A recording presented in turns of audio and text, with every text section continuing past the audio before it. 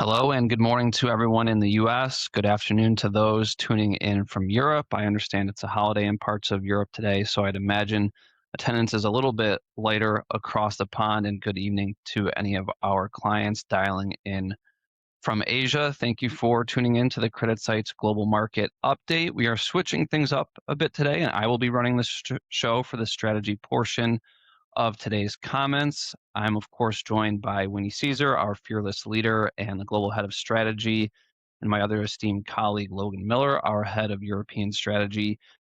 We're going to focus our comments around market technicals in the relatively brief strategy portion of today's webinar, as you just heard from us about 3 weeks ago, as we did the May update a little bit later. We will then turn it to Davis Hebert, our co-head of high yield research and TMT group head, and Hunter Martin, our head of media and cable, to discuss the many moving parts and key deals going on in their sectors. I'm hoping Davis still has some brain cells left after going through the optimum deal earlier this week. I also wanted to highlight out today, we have a podcast on operational risk with our head of operational risk at BMI, Chedza Midzima. We had a great discussion going over the disruptions to global trade and some of the other focal points that she has as the war continues on. We're also out with our EM Best Ideas report this morning. There's a lot of focus on the labor market with challenger job cuts showing a much higher than expected layoffs in the month of May, driven by tech in particular, ahead of the all-important non-farm payrolls report tomorrow. So a lot going on in the market to digest as always. As a reminder, you can ask questions in the Q&A box and we will get to those as much as we can throughout the discussion. And please feel free to use the emojis, but be kind to us. As always, we always look forward to the feedback, certainly prefer to see more of that optimistic feedback versus any negatives. So as always, we like to start these with an audience question to gauge some of the sentiment, and now we're focused on the supply side. So we want to know, what is your expectation for total gross U.S. investment grade issuance in 2026?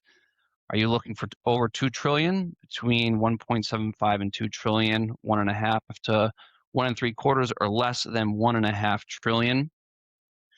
I think this has certainly been a focal point for the market. We touched on this a bit last week. I feel like we tend to start these with a little bit more macro focus. I'll be interested to see kind of where things shake out from the audience's perspective on the technical side. It's definitely one that comes up in most of our in-person and video client meetings we've been having. I'm going to give it just one more minute before we check out the answers. The suspense is killing me, Zach. All right, let's see what we've got. Okay. So 52.5% at 1.75 to 2 trillion. That's kind of bookended by a quarter looking for 2+ trillion, and 20% between 1.5 and 1.75 trillion. Effectively, no one looking for less than 1.5 trillion. I'd say this mostly meets kind of what I had been expecting to see out of this. And when you consider just how much issuance we've digested so far this year, we have year to date through the end of May at just over 1 trillion. If you annualize that, depending on kind of what you assume for December, that gets you to 2.2 to 2.4 trillion. And so understandable to see some of those estimates above. We're quite a bit below what the annualized figures would suggest and perhaps what the audience is thinking, but certainly see upside risk to our call for 1.5 to 1.6 trillion for this year in aggregate. That would imply a fairly dramatic slowing to around 75 to 90 billion per month of supply for the remainder of the year from the robust 200 billion per month average we've seen so far. Predicating our slower than expected view in terms of issuance was a widening in spreads, which we really haven't seen. I'd say so far, heavy supply has had really little negative impact on the market in terms of spreads. We did see new issue concessions jump in March in aggregate, driven by the Amazon deal and Salesforce. We saw new issue concessions rise in aggregate to around 7.5 basis points. That's since come back down at 2.7 basis points in May. So the primary markets certainly seem open and quite robust. TMT supply has been another huge focal point. We have that at about 17% versus the 5-year average of 12%. Through May, if we include Amazon in that figure, that takes you up to around 20%. So certainly much bigger than expected, perhaps not as robust as some of the headline figures would suggest. As Winnie alluded to at our last global market update, if you exclude financials, I think tech accounts for 40% of supply so far this year, and that doesn't account for the over 50 billion priced by hyperscalers in other currencies, which is another thing that we highlighted at our last global market update.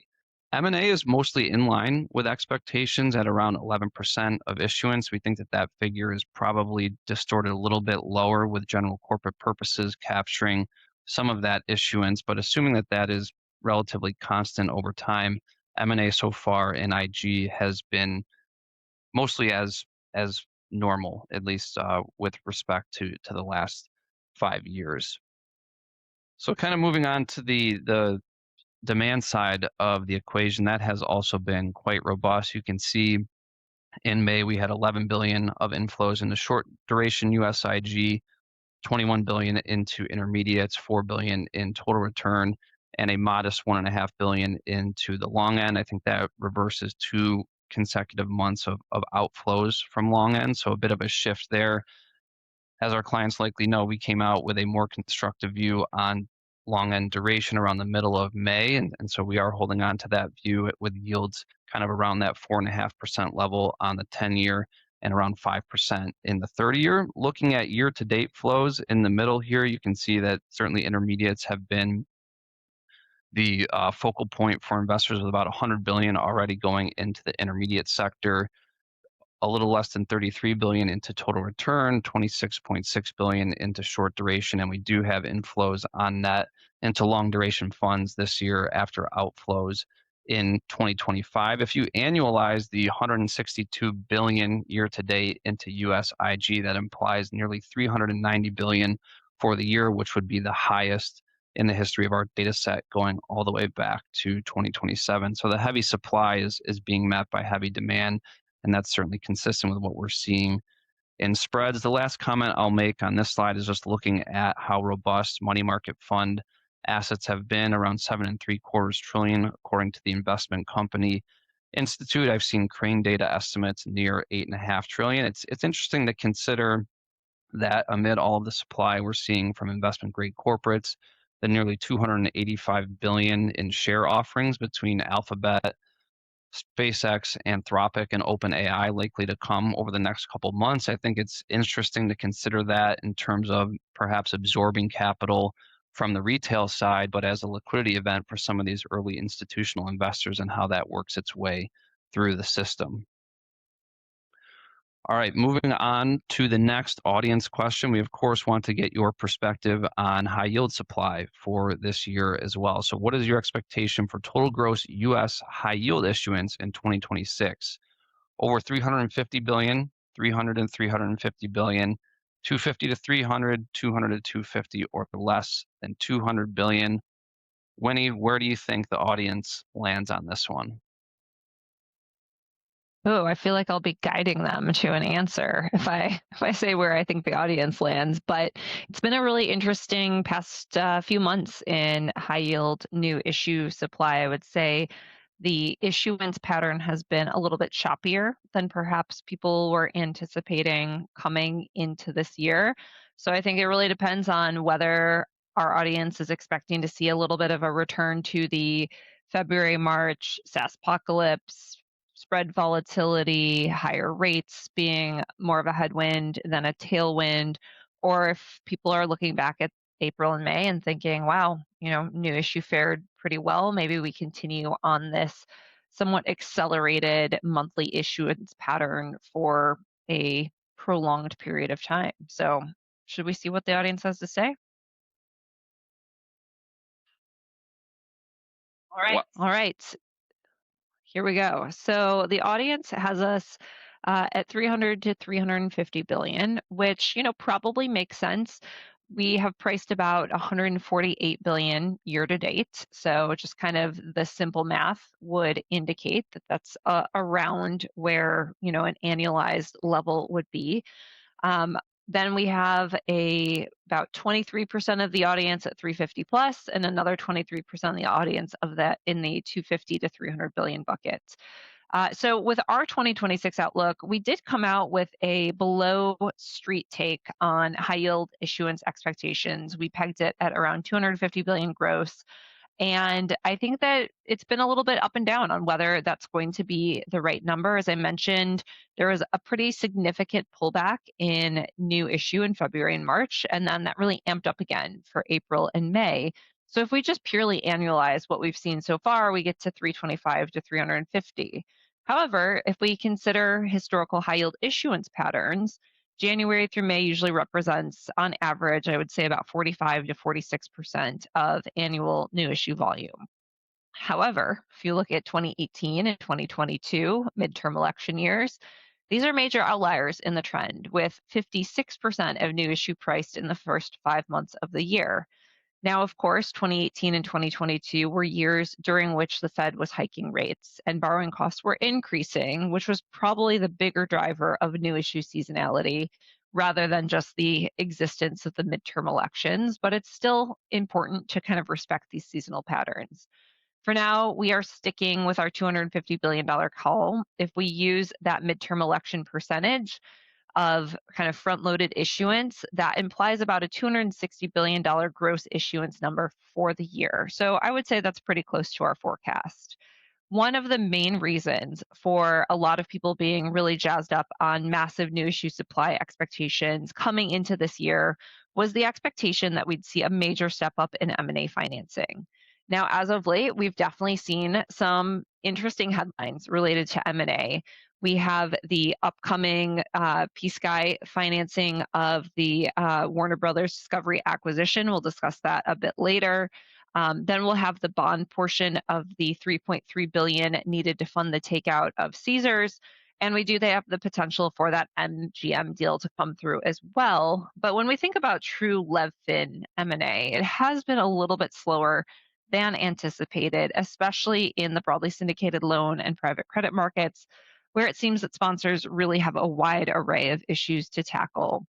I think that this year we've seen some concerns around elevated treasury yields moving higher on the potential for Fed rate hikes later this year, driving refinancing, especially in May. In the last month, about 89% of high yield issuance went to refi, and it is still kind of the biggest driver of issuance this year, despite us seeing a pretty significant increase in GCP funding deals, which has to do a lot with the preponderance of high yield data center financing. That would be lumped into the GCP category on the right-hand chart. And that's also pushing TMT to an outsized contribution to high yield new issue supply. Now, that was very much an April phenomenon, especially with those data center deals coming through. But we did see this week another $850 million deal from private data centers come to the markets. Now, when we think about the demand side of the equation, we definitely have some questions around the sustainability of the issuance narrative just being unstoppable, as demand for leverage finance from retail investors has turned a bit over the course of this year. Now, overall, investors, I would say, are currently biased to floating rate products with an up in quality tilt. This has driven significant CLO inflows this year, while high yield bond and broadly syndicated loan funds have registered outflows. In fact, year to date, when we look at CLO inflows, they total about 8.6 billion, so a pretty significant number, while bank loan outflows are 1.8 billion and high yield bond outflows are modestly negative after recovering a bit in April and May from a tough February and March. Now, we historically find that retail flow dynamics tend to be driven by a mix of economic optimism, so that is whether or not people are expecting a recession. And then we see also a lagged effect from total returns. So when they have been positive over a period of time, we see a return to inflows. You can kind of see this on the right-hand chart. And then outflows typically follow a period of negative total returns. And then just the last point on high yield supply. people hate the spread, but they love the yield. So long as we're kind of hanging out around 7%, there is that broad-based demand from institutional investors, but it's getting increasingly difficult to find kind of up in quality carry trades where you still have that 7 handle. You either have to go down the credit curve or out the curve, which is a little bit more challenging right now, just given the mix of factors that people are trying to consider for the second half of the year. So I'll be curious to see, was this kind of a sell in May, go away type of dynamic? And we have things just slow down a bit over the course of the remaining months. Thanks, Winnie. Very helpful. So I want to turn it back to the audience before we bring in Logan. What is your expectation for U.S. reverse Yankee issuance across European primary markets through year end 26? Heavy issuance by U.S. companies is here to stay or accelerate. Deal activity will become more opportunistic and or sporadic. The party will come to an end if rate hikes materialize. Say a lot of parties are coming to an end if rate hikes materialize here in the US. It seems to be a much higher probability, at least in terms of market pricing in Europe and the UK. But I'll be interested to see the audience's responses here. I know Logan was highlighting at our last global market update. I think we're at a record pace of reverse Yankee issuance, at least through that would have been through April. And I think that's continued through May. All right, I'm just going to let a couple more responses roll in here. Let's see what we got. All right, deal activity will become more opportunistic or sporadic, with nearly 2/3 of the vote, nearly a third look for heavy issuance by U.S. companies to stay, and just shy of 9% expect the party to come to an end. Logan, how does this fit with your view, and take us through some of the things that you're focused on in the Euro market today? Yep, thanks, Zach. Yeah, I know everyone's anticipating the discussion with Davis and Hunter, so I'll keep the highlights pretty brief for Europe. But yeah, I think credit is definitely holding in well, despite some macro worries for Europe. When he mentioned the kind of sell in May, go away, I think for Europe it's been a bit of the opposite, with investors sort of buying in May, and they seem here to stay. So cash spreads have effectively made full round trip from the March wides, while synthetics are basically at the year-to-date tights for both main and crossover. So why is that? I'll talk briefly just about the fundamental backdrop, and we'll shift away from the technicals that you guys have been focusing on. But I think that's really where the rubber meets the road for credit spreads. And I think so far what we've seen is corporate earnings really running counter to the bearish narrative that has been built up for Europe in recent months. Despite sort of concerns around economic growth outlook, particularly from the drag of higher energy costs, corporate earnings have broadly proven resilient in the first quarter.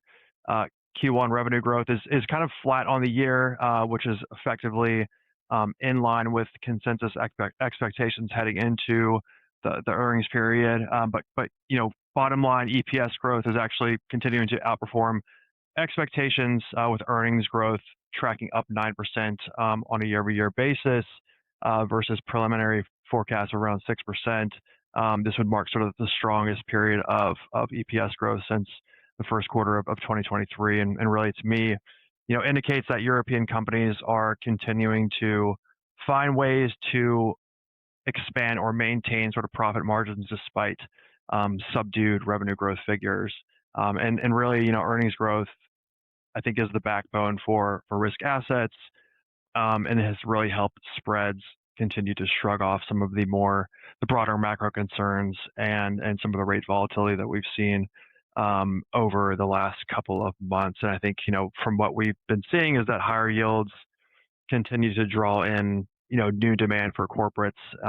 If you look at just the pattern in terms of fund flows that we published in our global credit compass last month, definitely seeing a bit of a rebound in risk appetite across the European markets. So with that, it does feel that investors, seemingly can't get enough corporate bonds in the secondary market. I mentioned spreads are sort of back to the tights. I always like to say that supply follows demand. Zach, and when you talked about fund flows, that's also been a kind of a key sticking point for Europe in terms of that kind of rebound in demand from the March lows, and as a result, the primary market in Europe has been firing on all cylinders.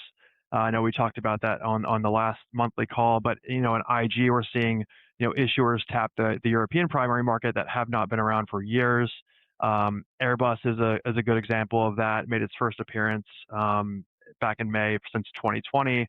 Rolls-Royce, another big kind of European company, was also back in the market for the first time since 2018. So conditions are definitely ripe for activity to remain pretty robust, and I think that's going to continue over the summer months, despite what's normally kind of a slowdown period for Europe. And I think issuers are getting more creative with deal structures. We're seeing more and more issuance of subordinated debt.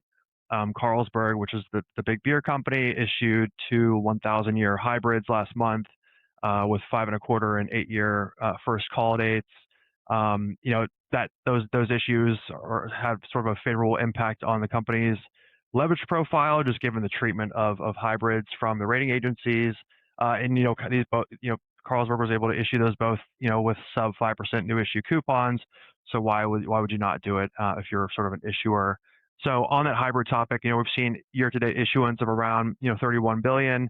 That's just in euros, which is well on track to top 2020's full year record of around 40 billion. And with solid deal economics and compressed new issue spreads, we're seeing year-to-date volumes overall continuing to keep up with last year's record. Just to put some numbers around it, we've seen about 360 billion euros price in the Euro IG market so far year to date.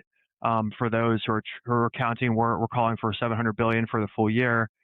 So we're just over sort of halfway to our full year forecast. And again, expect to see a busy calendar throughout the summer months, similar to what we saw in 2025. And then on the high yield side, we've seen about 53 billion price in the first 5 months of this year. That is a new record high for the first half of the year. Our base case is for around 100 billion for the full year. So again, just a little bit more over halfway towards our sort of base case. And I know we're going to talk about sort of some M&A trends and the media space, but I think one thing that's of note is that global companies continue to be drawn to the euro market just simply because of the interest cost savings versus dollars. Especially companies that have sort of existing operations or assets in Europe and don't immediately need to hedge their currency exposure. We're seeing them continue to express interest in borrowing in euros. Even for those that do hedge, the borrowing cost differential between euros and dollars is effectively zero. So seeing continued momentum towards companies diversifying their sort of liabilities. Alphabet priced in a $9 billion euro deal last month. That was the fourth largest investment grade deal on record in the European market. And in fact, that continues a trend that we've seen since the beginning of the year. Amazon did a 14.5 billion euro deal back in March, and that's basically pushed reverse Yankee issuance to a new year-to-date high around 80 billion through the end of May. So all in all, European investors have had a swath of opportunities to sort of get in on the AI trade with the hyperscalers, and that's continuing to be a kind of a key theme within European primary of U.S. companies, really taking advantage of that interest cost differential. U.S. companies are now, about 22% of the European investment grade index, and now is the single largest country of risk within Europe. No other country makes up more than 20%. So certainly things are sort of firing on all cylinders right now. That was something you highlighted at the conference back in December, Logan. I thought that was really interesting. All right, moving on to the next last or second to last client or audience question. We want to understand where you think Berkshire Hathaway will be investing next with a few recent deals. in the market. Are they going to take part in the cable chaos? Will they be getting into gaming as that industry heats up from an M&A perspective? Going back to food and beverage, and not sure if they're still gun shy on that one. Getting into the media maelstrom, will there be a Bank of Berkshire or 3, 2, 1 Berkshire blast off? Will they be getting into the space trade? I'm really curious to see the answers on this one. Before we get those, I want to highlight that we are working on our event risk monitor, and kind of an early preview on that is a few sectors that are screening as potential candidates are telecom, technology, and transportation. So be on the lookout for some more context there. And while we are tallying up these answers, Winnie, I wanted to go to you with one quick client question. Are institutional investors reaching limits on concentrations either by industry or single name? When will that impact credit yields? Hey there, this is a great question and one that's come up a lot in recent client meetings. I think at this point, the answer is no, that they are not reaching limits on concentrations. The reality is that spreads for a lot of these companies, the hyperscalers especially, that were expected to be major issuers in corporate bond markets this year, did widen out relative to where they've traded historically. And also, many of those companies came into this season of issuance very underleveraged with, less debt outstanding and more lightly levered balance sheets relative to a broad base of the US IG index, especially. The way that I'm personally thinking about it is that we're seeing a little bit of a re-rack in the tech sector and hyperscalers, which traditionally traded quite tight to the broader IG index. And much like the banks, the GSIBs did in the kind of post GFC era, now there's this kind of known quantity of issuance that is just creating I would say relatively minor to moderate, depending on the issuer that you're looking at, spread overhang. The last thing that I would note here is that a lot of these companies are also very actively pursuing equity deals to ensure that they are keeping kind of their debt to equity ratios in line and kind of reassuring bond investors that way. And then also very much diversifying the currencies that they are issuing in. I think we had that slide in maybe last month's presentation. And so there is definitely some concern around concentration, but it's not necessarily changing investment decisions. And I think that the broader impact to spreads has been realized to a large extent.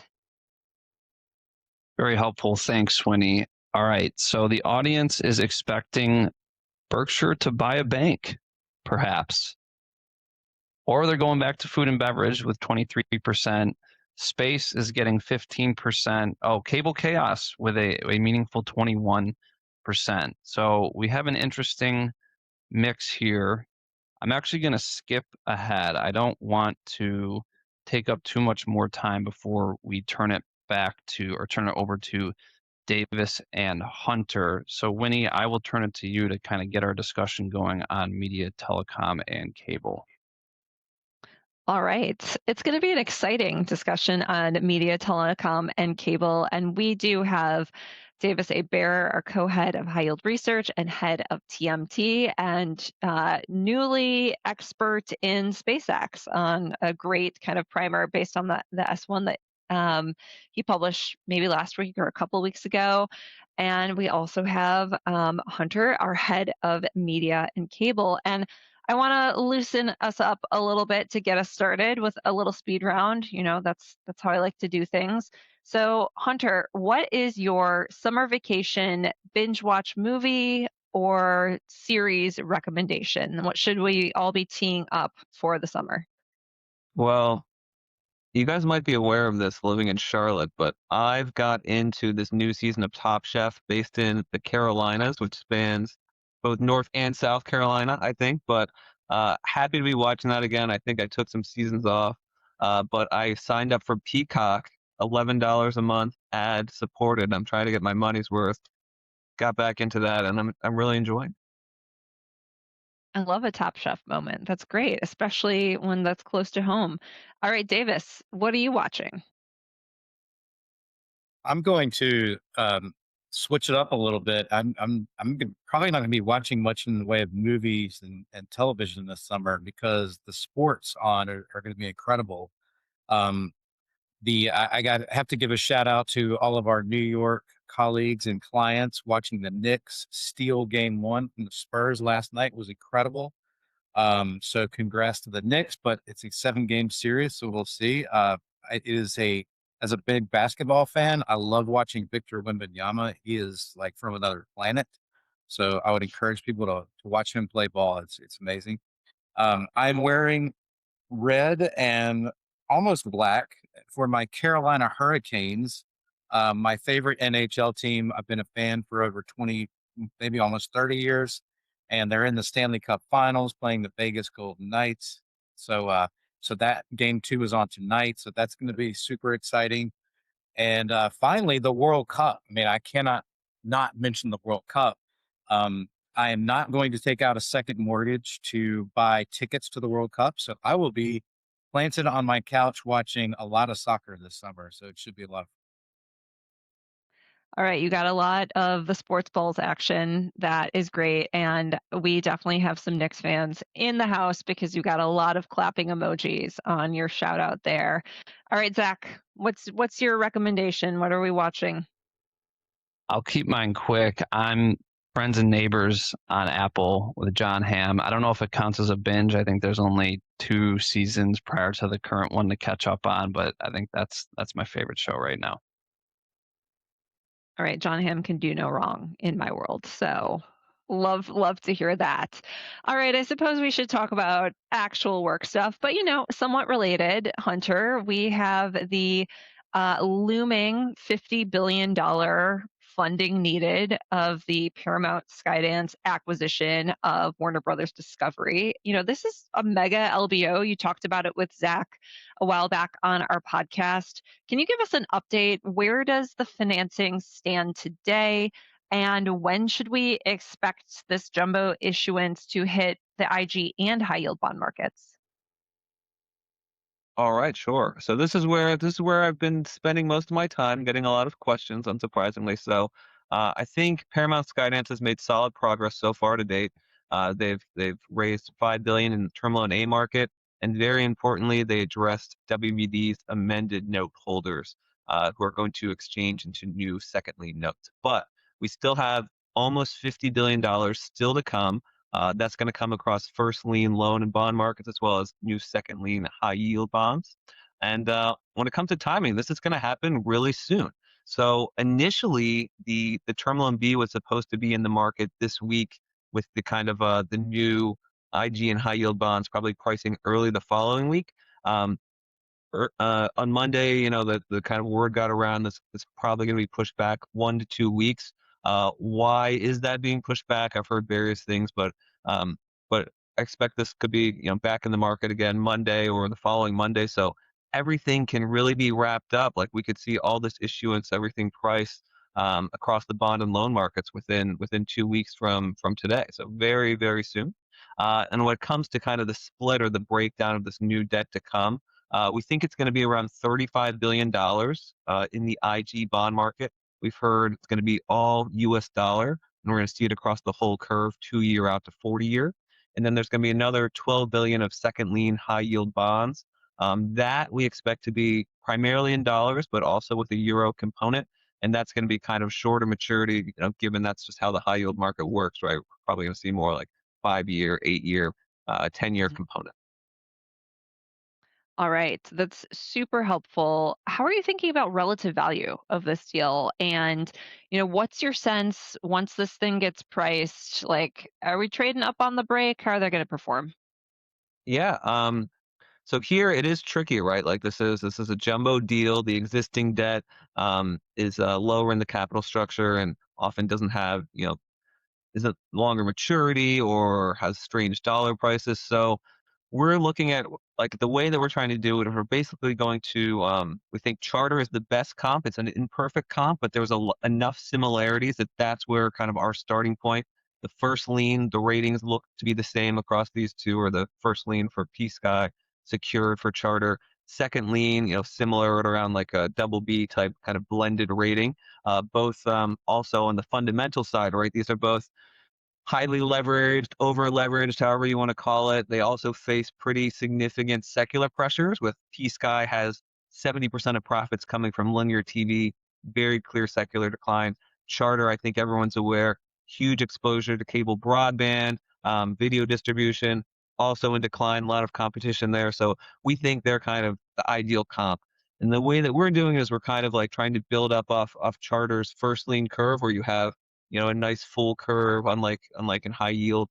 And we're trying to say, like, what's the appropriate differential? And so we think this has changed over the past month. I think, like, 1 or 2 months ago, before kind of this most recent cable earnings season and the equity sell-off, we were more confident in Charter. We said, like, this Paramount needs to price back fundamentally. We like the visibility of Charter, but what's really pushed us over the edge, or preferring having a slight fundamental preference for Paramount, is when we look at loan to value.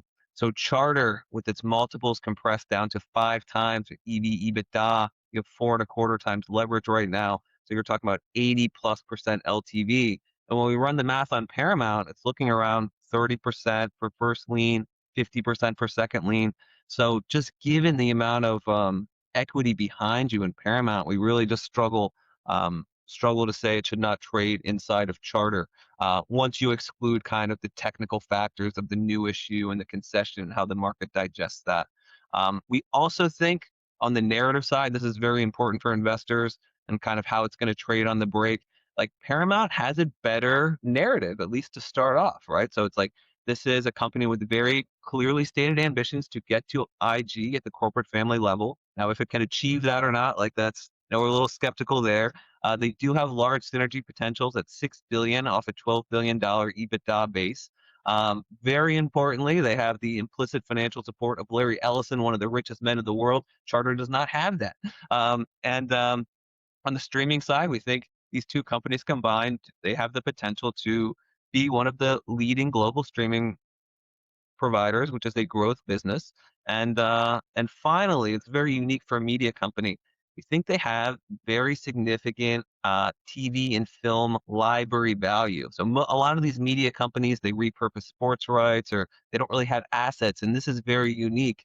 And that's kind of also bolstered just or supported by the fact that Netflix actually bid $80+ billion just for the Warner Brother part of the studio streaming business. So all that stuff together, we think out of the gate, like P-Sky has this positive narrative that at least investors can get behind. It's going to take a little while. If these things don't work, it'll take a little while for that to become evident, I think. So we do think they're going to come to market. Like, the IPT out there, the early IPT is always extremely wide. It's around 50 wide to Charter, I think, for IG 10-year. Probably price, if I were to guess, half of that back. And we think people will probably target this. Hey, this can get to flat, and then when it gets to flat to Charter, maybe that's where we kind of take off stuff, get underway. So we do think probably do well out the gate for those reasons I mentioned. But finally, caution, I would say, is warranted. There is precedent here. So back when Warner Media and Discovery merged in 2022, also price wide, also did well out of the gate. People like the deleveraging story. First quarter's results, disaster, sold off, and then kind of like never did well again. So it's like, we need to be aware of that. I think that will limit kind of how much do people buy into this story immediately, but that's kind of how we see it playing out. Yeah, I think that that's super helpful. And another, I think, unique part of the narrative here is, of course, support from the Ellison family. Ratings agencies, as you mentioned, kind of shook out with this high double B, low triple B minus for the first liens, which makes the first liens eligible for the IG index. How do you view this support? Is this a kind of crucial factor that's just going to allow for the move back up to investment grade, or what? So, I mean, I think it's like, one is like, the rating is very important, right? So, and like, the rating agencies, they seem like they're factoring it in. Should they have given this much credit for it? I don't know, but they did. And what's interesting here, I think, is that S&P, they were kind of the most vocal. It seems to be that without this Ellison support, or they're giving kind of an extra notch for this Ellison support. And without that, the first lien would not be IG, right? And what's interesting here is like last time when Skydance bought Paramount, it was Moody's. Moody's had said, we're going to downgrade this kind of no matter what. And then at the end, they didn't. They kept it IG, and they kind of put like, they convinced us the Ellisons will support this. And now Moody's is a BA1, so that's kind of interesting.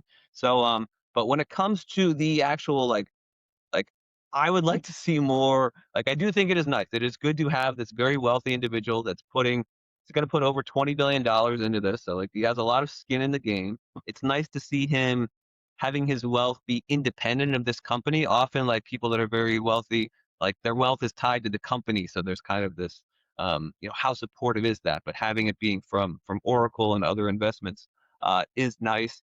But like, I'm just hesitant to give too much credit. I think it is like, number 3 or number 4 in terms of those positive catalysts or supports. But like, I think this company is clearly very over leveraged out of the gate. I think that the easiest thing would have been, why don't just put more money in right now, and that would have that would have solved everything, rather than giving very vague statements of we plan to take steps. I think in the SEC filing says we will take steps to deliver on the deleveraging target. So to me, like, I think this is the best you're going to do until I see them put more money in. The one caveat in terms of why haven't they put money in yet, if they're going to put more in, is that the Ellison family, they committed to invest at $16 a share. Right now, Paramount is trading at $10.50 per share. Um, and when they syndicated out some of their equity to these like sovereign wealth funds in the Middle East, those people are basically going to invest at $12 a share with some like warrants and stuff as well. So I think there is a possibility that they want to put more money in soon, and they've told the agencies. And the reason they're not doing it right now is they're kind of locked to this old $16 inflated price. So maybe, like, if it turns out that they invest more soon, but just at a lower kind of share price, like, uh, I would take that a lot more. Uh, I would value that a lot more. Yeah, you certainly wouldn't want to see any issues with OpenAI when considering Larry Ellison's support. We'll set that aside. Hunter, I want to just dig into cable a little bit more. It's obviously been a super challenging sector this year. I hear about it a lot from Davis across the desk here. Charter posted underwhelming earnings, and there's plenty of concerns around a fallen angel downgrade. How much of Charter's weakness is company specific versus a broader cable business structural challenge? And kind of with that, are you concerned that the Charter first lien secured debt will get downgraded? Sure. So, I mean, great question. So first off, like, I think the earnings pressure is just totally secular rather than Charter specific. And Charter is actually outperforming its peers, right? It's like, I think it's safe to say it's kind of the best in class cable operator. It's shown the lowest broadband subscriber losses, the best wireless gains, the lowest TV declines. And EBITDA for this year, like, they're guiding for a slight growth. Like, maybe it'll be down 1% or something, but this is not terrible. What is unique, or what is Charter's fault, I would say, is just their capital structure, right? Like, they've been leveraged. They're over 4 times leverage. Multiples have compressed, and they had an opportunity for a long time. They've been running at 4.5 times leverage, despite that might have made sense when the industry was growing rapidly, when interest rates were low, and they were just very slow, and like, it took a lot of investors and private agency pressure. So I think that is Charter's fault. Under the important question, particularly for IG people, does their first lien secured debt get downgraded? Right now, it has Moody's is at high yield already. So you have Fitch and S&P at triple B minus. Another downgrade, fallen angel, massive. Right, $55 billion of IG bonds here that would fall down. And I think clearly something to monitor, very important. But like, I just see low risk right now. Fitch actually has this on review for upgrade due to this Cox deal. S&P, I believe, stable outlook. I think their view on the Cox deal is that it should kind of create a little more headroom. I think the company has shown and is very vocal about its desire to maintain an IG rating. I think a lot of the actions they've had when it comes to reducing leverage have been to support that rating. They have some flexibility when it comes to the ability to stop share buybacks to reduce debt. And finally, I think the way that S&P does notching on a recovery basis for the first lien, I think at present, now this could change, like depending on some recovery assumptions. At present, I think it allows the family rating to be downgraded by another notch and still not downgrade triple B minus. So all that together, I see the risk is low, at least for the next year or two. However, if the EBITDA for this company starts, declining persistently, metrics are going to tighten up. Agencies can change tactics. So um, that's kind of where I stand on it at present. Awesome. Thanks, Hunter. So, Davis, I want to bring you in as this week has definitely been full of headlines around Optimum, aka the company formerly known as Altice USA. And then we have also Cable One prices recently collapsing pretty significantly. There's a very quickly approaching need to fix that capital structure. Davis, just give us the TLDR. What are the moving pieces on Optimum and Cable One? Well, they're facing the same kind of issues that Charter is. The EV to EBITDA valuations have just cratered. When you're looking at cable valuations around 5 times EBITDA, this sector traded at double-digit multiples post-COVID. So, just a massive re-rating on the sector itself because of the competitive pressures. And so when you look at Optimum, leverage on a consolidated basis is over 8 times. So if the business is valued at 5 and you're levered 8, it's just the capital structure is completely broken. And so there is just I think a major showdown between Optimum's key stakeholder Patrick Drahi and the creditors that own 20 plus billion of debt in the structure. And so Drahi is pulling out pretty much any trick he can think of in the book to move value away to pressure the creditors at Optimum to reach some sort of deal. I mean, I think there's a lot of different ways this could play out. Ultimately, I feel like whoever is willing to spend the most on legal counsel and litigation fees, et cetera, is probably going to be the one that wins out. One thing we've been making the point on is Patrick Drahi has very little real skin in the game. He has nothing to lose. He's taken more money out of Optimum than he's put in. So he is in a position where he can play to win. Cable One's a little different. The Brilliant. leverage is about 4.5 times, and 4.5 times. So it's not quite in the stress situation that Optimum is, but people are worried about it, and we've been a bit more favorable on that one because there are some friendlier investors in Cable One. They have strategic support from CoBank, one of their key uh, credit support, and then on the equity side, Graham Holdings, which is formerly Washington Post Company. So we're watching to see if there's any sort of capital structure changes there to the benefit of creditors. A little too early to say, but we're a little more hopeful on that one. All right. So I love that you just affirmed my top view for 2026, which was to be long lawyers. That seems to be the case for sure in the cable sector. So, Davis, I want to shift over to satellites a little bit. There are two very different stories that are kind of running in parallel. We have this optimism around the SpaceX IPO. It seems effectively limitless. Amazon's building a spectrum and LEO empire. But then we have Telesat, Hughes facing pretty significant challenges. How do you think about the evolution across the satellite sector? Is there opportunity in some of the stress that we're seeing, or is geo just uninvestable? We need to walk away. Geo is really tough. It's a layer that's been around for since basically the beginning of satellite connectivity in the mid 20th century. So uh, this is giving way towards much lower Earth orbit satellites, and why that's important is that these satellites perform at a much higher level. Faster throughput, lower latency, and so the total addressable market for LEO satellites is much larger than it is for the GEO business. So that's why, like, you're seeing all these traditional GEO operators trying to pivot to LEO.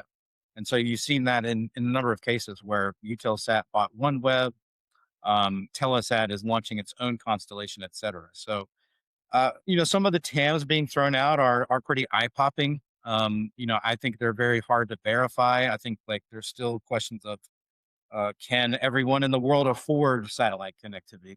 Things of that nature. There's also geopolitical aspects like China and Russia really aren't legitimate markets for satellites owned by Western companies. So a lot to figure out. But I think like when you think about the excitement about SpaceX, it's the technology they've created is just pretty mind blowing. To use these reusable rockets to launch just thousands and thousands of satellites. Starship is not operational yet. Once Starship is operational, it's just a game changer for this company.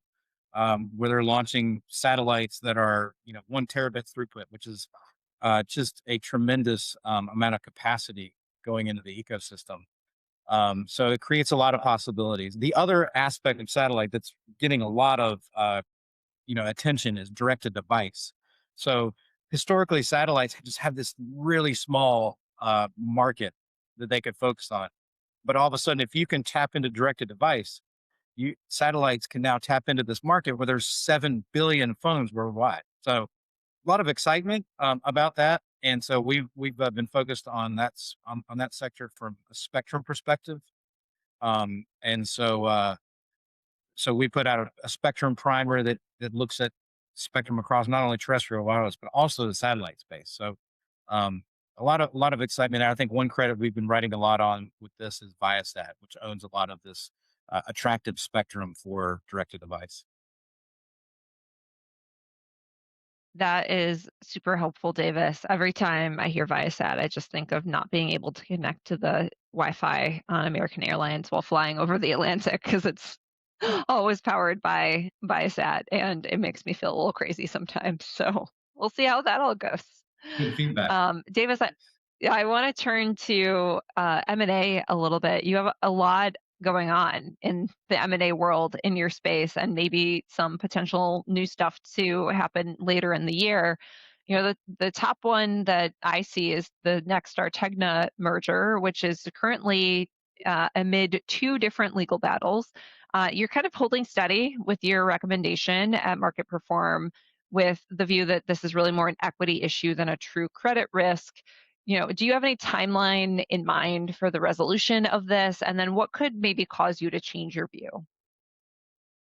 Yeah. So um, this has been kind of disappointing, I think, for the broadcast TV sector because M&A was counted on to really be a major catalyst this year. And so, just to sum up briefly, what's happened: a number of state attorney generals, Direct TV, as well as Newsmax, filed multiple lawsuits to sort of block this Nexstar Tegna deal. Not necessarily block it, but unwind it.